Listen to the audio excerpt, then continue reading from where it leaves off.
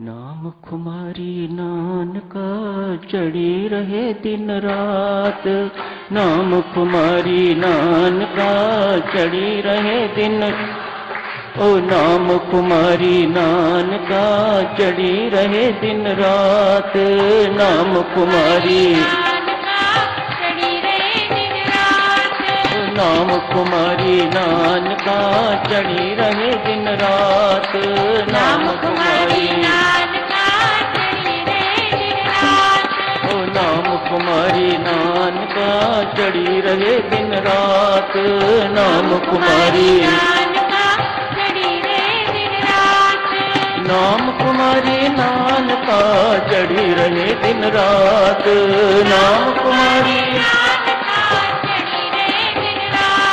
ओ नाम कुमारी नानका चढ़ी रहे दिन रात। नाम कुमारी नानका चढ़ी रहे दिन रात। ओ नाम कुमारी नानका चढ़ी रहे दिन रात। नाम कुमारी ओ नाम कुमारी नानका चढ़ी रहे दिन रात। नाम कुमारी ओ नाम कुमारी नानका चढ़ी रहे दिन रात। नाम कुमारी ओ नाम कुमारी नानका चढ़ी रहे दिन रात। नाम कुमारी नानका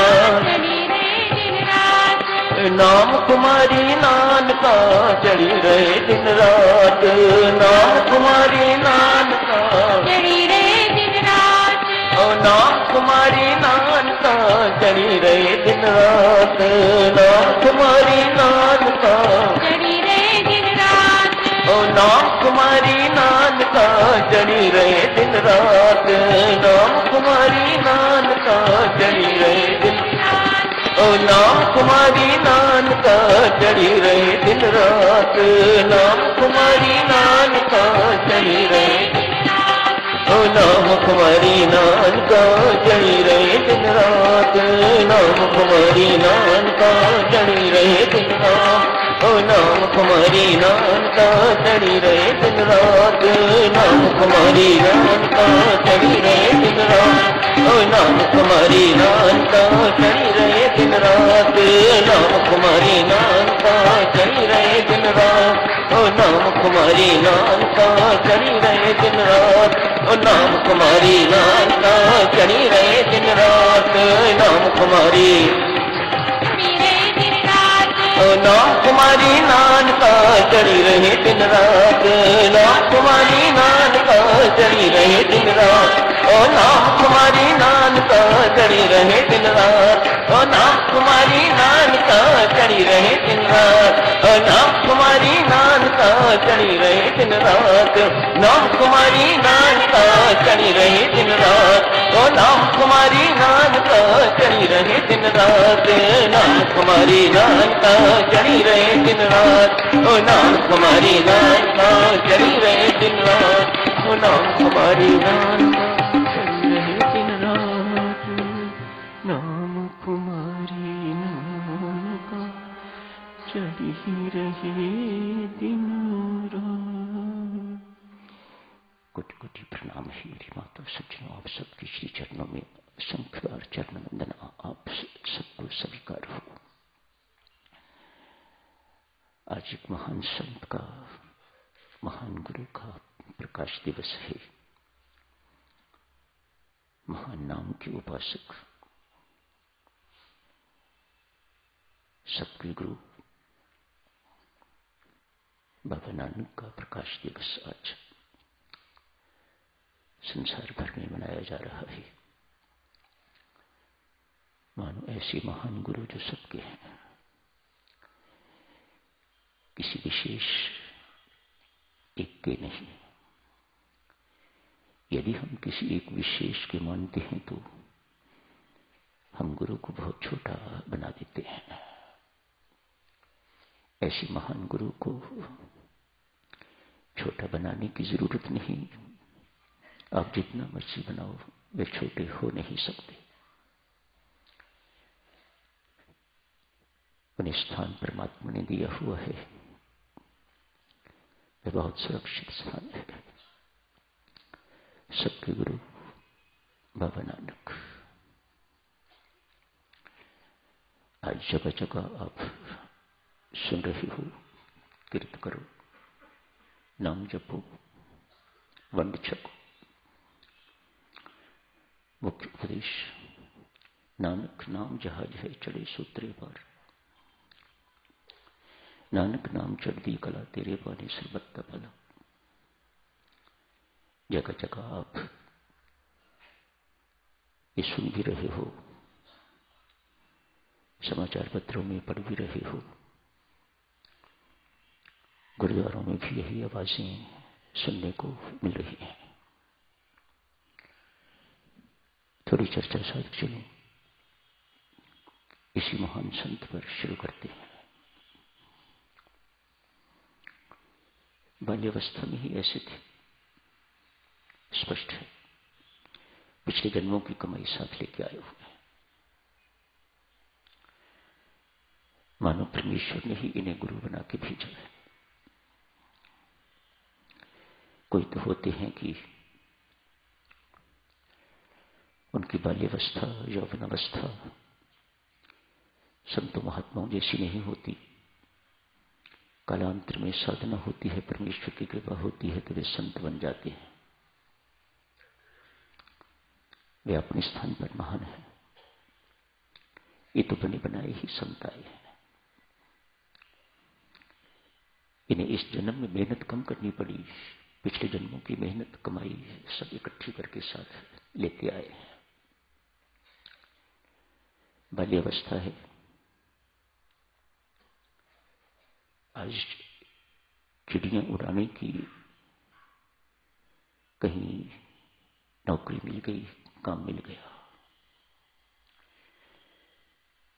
किसी खेत को चिड़ियां बर्बाद करती हैं। नन्हे नानक को ये ड्यूटी दी गई, इन चिड़ियों से खेत को सुरक्षित रखो।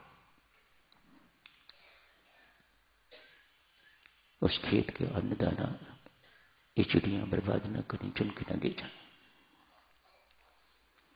नन्हे नानक खेत में चले गए, देखा चिड़ियां दाने चुन रही, चुग रही हैं, खा रही हैं। उनको देख देख के तो संत निहाल हो रहे हैं। वाह परमात्मा, तो कण कण में व्याप्त है, तो सबका मेरा है तो इन चिड़ियों का भी है।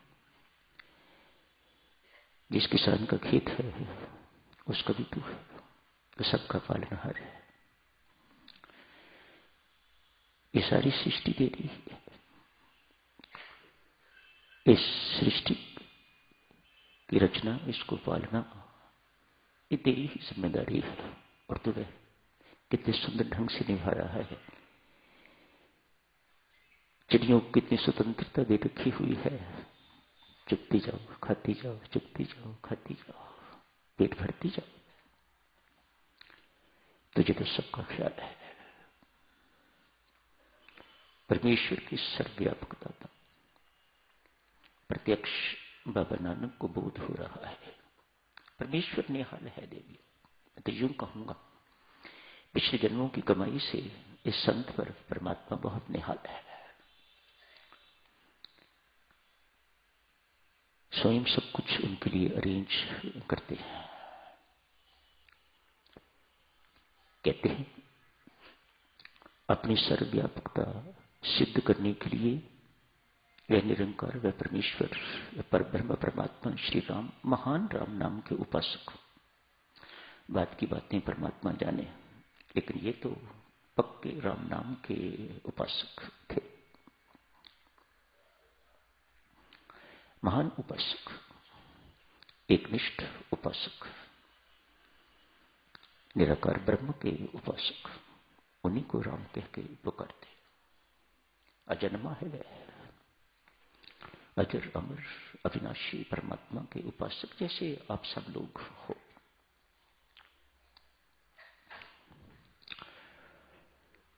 कहीं किसी रूप में भगवान विष्णु दिखाई दे रहे हैं, कहीं मां लक्ष्मी दिखाई दे रही है, कहीं कार्तिक स्वामी दिखाई दे रहे हैं, कहीं उनके वाहन दिखाई दे रहे हैं। मान वह निरंकार स्पष्ट कर रहे हैं बालक नानक को, मैं एक हूं, मेरे रूप अनेक हो सकते हैं, मेरे नाम अनेक हो सकते हैं, पर मैं एक हूं, एक ओंकार। परमात्मा निहाल है, सब कुछ स्पष्ट दिखा रही है। मन ही मन सोचा, चिड़िया राम की, खेत भी राम के,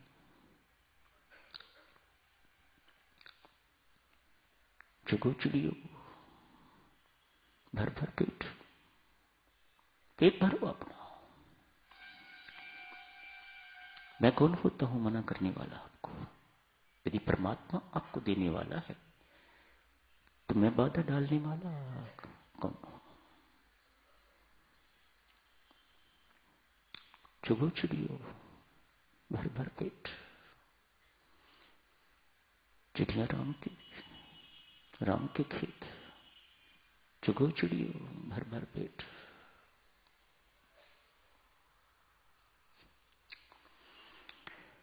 मुल्तान गए, कहते हैं वहां बहुत संत पहले ही थे। संतों महात्माओं को पता लगा भारत से एक और संत बाबा नानक नाम यहां पधारे हैं। उन संतों के मन में अनेक प्रश्न, ये क्या करने आ गए हैं यहां पर? उपदेशकों की कमी नहीं, प्रचारकों की कमी नहीं, संतों की कमी नहीं, उनमें पवित्रता की कमी नहीं, महान संत पहले ही यहां विद्यमान है, तो ये क्या करने आ गए हैं यहां पर? एक संत ने एक शिष्य को कहा, उसके हाथ में दूध का लबालब कटोरा दिया, जाओ नानक को दे आओ। पूरा लबालब भरा हुआ है, मानो बहुत सावधानी से वे शिष्य गुरु नानक देव के पास लेके गया है। तब तक अभी बाबा नानक के पास कोई रहने के लिए स्थान नहीं था, मानो पहुंचे ही थे। पास ही एक वाटिका थी, उसमें से एक चमेली का फूल तोड़ा और बड़ी सावधानी से उस दूध के ऊपर रख दिया। शिष्य को कहा, जाओ अपने गुरु महाराज को ये कटोरा वापस कर दो। शिष्य बात को समझा नहीं, बड़ा तिलमिला गया है। मेरे गुरु द्वारा दी हुई भेंट इसने स्वीकार नहीं की। भीतर रुष्टता है, ये क्या है? कुड़कुड़ करता कटोरा वापस ले गया है, जाके संत को दिया। संत उसे तिलमिलाता हुआ देख के कहते हैं, वत्स शायद तो बात को समझा नहीं, इसलिए तिलमिला रहे हो। मैंने नानक से एक प्रश्न पूछा था, संत आपस में कैसे बातचीत करते हैं। मैंने नानक से ये दूध का कटोरा लबालब भर के दूध का कटोरा भेज के एक प्रश्न पूछा था नानक से, उसने उसका उत्तर दिया है मुझे। क्या पूछा था महाराज आपने? शिष्य पूछता है। कहते हैं, संताई जो पवित्रता देती है नानक, उससे ये मुल्तान, ये कटोरा दूध की तरह बिल्कुल लबालब भरा हुआ है, तो किस लिए आ गया है यहां पर?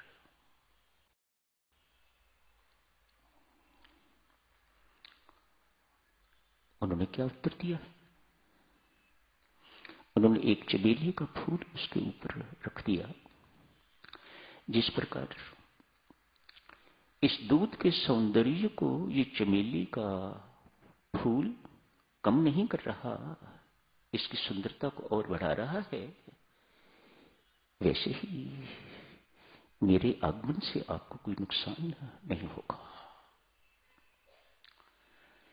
मैं आपके मन में कोई ईर्ष्या उत्पन्न करने के लिए नहीं आया। इस संत ने बाबा नानक की विनम्रता को देखकर तत्काल संदेश भेजा, नानक आपका इस आश्रम में स्वागत है, इस कुटिया में स्वागत है, कृपया पधारिएगा। साधना साधक क्षणों वही जो आपको विनम्र बनाए। साधना का लक्ष्य अभिमान की मृत्यु और विनम्रता का जन्म। विद्या भी देवी सज्जनों वही है जो आपको विनम्र बनाए, एरोगेंट नहीं।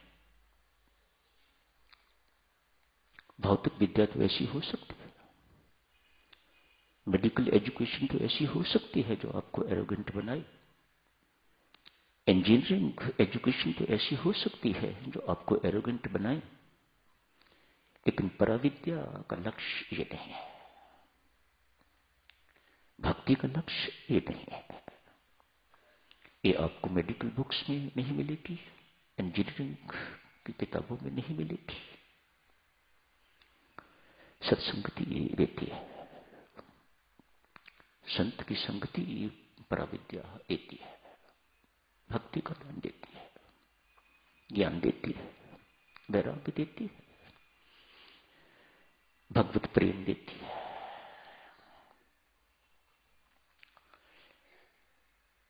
सब कुछ परमेश्वर का समझना, सब कुछ परमेश्वर का है, मेरा कुछ नहीं, सब कुछ परमात्मा है, मैं कुछ नहीं, ये पराविद्या सिखाती है। देवियों सज्जनों, इसी को त्याग कहा जाता है। बाल्यावस्था के नानक ने यही सिद्ध किया, सब कुछ राम का है, चुगो चुगियो, चिड़ियां भी राम की, खेत भी राम का,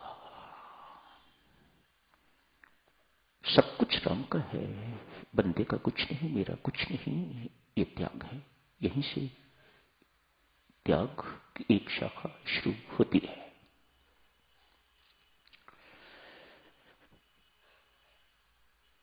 बृहस्पति जी महाराज के पुत्र कंस पराविद्या सीखने के लिए गए हुए थे। अनेक वर्ष किसी आश्रम में किसी आचार्य के पास गुजार के आए, और भी विद्यार्थी होंगे। अनेक वर्षों के बाद घर लौट गए। पिताश्री देवताओं के, देवी देवताओं के गुरु महाराज हैं जुपिटर, बृहस्पति जी महाराज देवगुरु। अपने बच्चे की स्थिति को देख के प्रसन्न नहीं हुए। विद्या ने जो विनम्रता मेरे पुत्र को देनी चाहिए थी, वह विनम्रता नहीं दी। इसके मन में यह है कि मैं पिता से ज्यादा शिक्षित हूं, मैं पिता से ज्यादा विद्वान हूं, ज्यादा ज्ञानी हूं। इसको विनम्रता देने की बजाय इस विद्या ने एरोगेंस दे दिया है। बाप बाप ठहरे, गुरु गुरु ठहरे। एक क्षण, बेटा बहुत पढ़ लिख के आए हो, अपने पुत्र को कहते हैं, बहुत पढ़ लिख के आए हो, इतने वर्षों के बाद आज मिलन हुआ है, इतने वर्षों की विद्या के बाद क्या शांति मिली? कहा नहीं पिताश्री, शांति नहीं मिली। जाओ बेटा, त्याग करो तो शांति मिलेगी। महर्षि पराशर भी मैत्री को यही उपदेश देते हैं त्याग का। आज साधक त्याग की चर्चा शुरू करते हैं, अगले सप्ताह भी जारी रखेंगे, उससे अगले सप्ताह भी जारी रखेंगे। त्याग से शांति मिलती है बेटा, जाओ त्याग करो। कुछ थोड़ा बहुत लेके तो 1 वर्ष के लिए एकांतवास के लिए, तीर्थ यात्रा के लिए कंच निकल पड़े हैं। हाथ में एक कमंडल है, एक दंड, पहने हुए कपड़े, बस इसके अतिरिक्त कुछ नहीं। मानो मेरे पास अब त्यागने के लिए कुछ नहीं। सामान्य समझ तो यही कहती है ना, त्यागने योग्य यही चीजें हैं, वस्तुएं हैं। पर अविद्या ये नहीं कहती। हम तो यही समझते हैं कि ये सिर मुंडवा लिया ये त्याग है, कपड़े बदल लिए ये त्याग है, बाल बढ़ा लिए ये त्याग है, परिवार छोड़ दिया ये त्याग है, संसार छोड़ दिया ये त्याग है, कहीं जाके एकांत में जाके राम राम जपना शुरू कर दिया ये त्याग है। पर अविद्या इसका समर्थन नहीं करती। ये सब कुछ आपको छोड़ने की आवश्यकता नहीं, ये बहुरूपीय आपको बनने की आवश्यकता नहीं है। किस चीज का त्याग करना है वह बहुत अलग चीजें हैं। 1 वर्ष के बाद पिताश्री से मिलन हुआ। क्यों बेटा, शांति मिली? नहीं पिताश्री, त्याग करो बेटा। पिताश्री एक ही बात पर अटके हुए हैं, त्याग करो बेटा तो शांति मिलेगी। सारे कपड़े उतार दिए, लंगोटी तक उतार दी, नग्न होके 1 साल तक, अवधूत बन के 1 साल तक, फिर बिछड़े। अब मेरे पास त्यागने को कुछ नहीं। जो कुछ भी था, जो ऊपरी चीजें होती हैं, बाह्य चीजें होती हैं, बस मैंने सब त्याग दी। 1 वर्ष के बाद देवी फिर पिताश्री से मिलन हुआ है। पिता भीतर से प्रसन्न है, नासमझी से दुखी हैं, लेकिन इस वक्त समझ से खुश हो रहे हैं। पुत्र आगे बढ़ रहा है, अब इसकी मति ठीक होगी। कहा पिताश्री अब फिर कह रहे हो त्याग कर शांति मिलेगी। मेरे पास एक ही चीज त्याग करने को रह गई है और वह है मेरा शरीर। मेरे लिए चिता तैयार की जाए। मैं अपना शरीर त्याग करने के लिए तैयार हूं, पर मुझे शांति चाहिए। ये पिता के संस्कारों का प्रभाव है, जो विद्या पड़ी है उसका प्रभाव है, ये जो सत्संगति वहां इतने वर्ष तक की है ये उसका प्रभाव है। संस्कार कहीं दबे बैठे थे, गुरु महाराज की संगति ने उन संस्कारों को ऊपर उछाला दे दिया है। चिता तैयार हो गई। पिताश्री ने चिता स्वयं तैयार करवाई। देखता हूं ऐसे ही कह रहा है या वाक्य ही अपना शरीर त्यागने को तैयार है।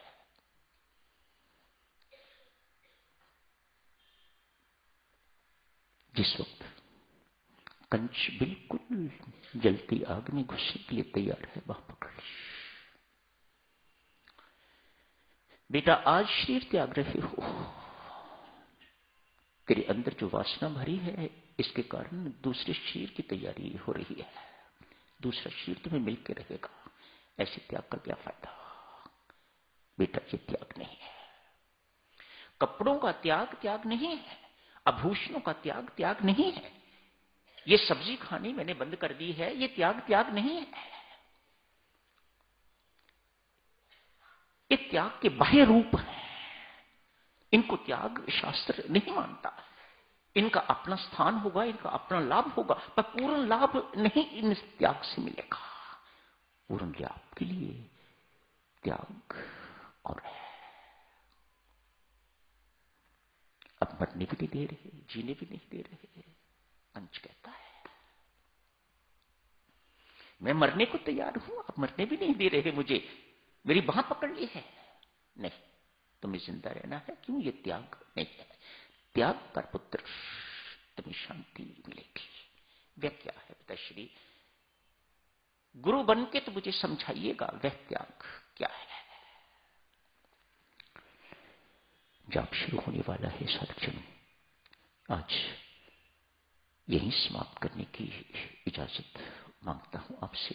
पुत्र, जिस दिन मैं और मेरे का त्याग शुरू करोगे उस दिन त्याग शुरू होगा।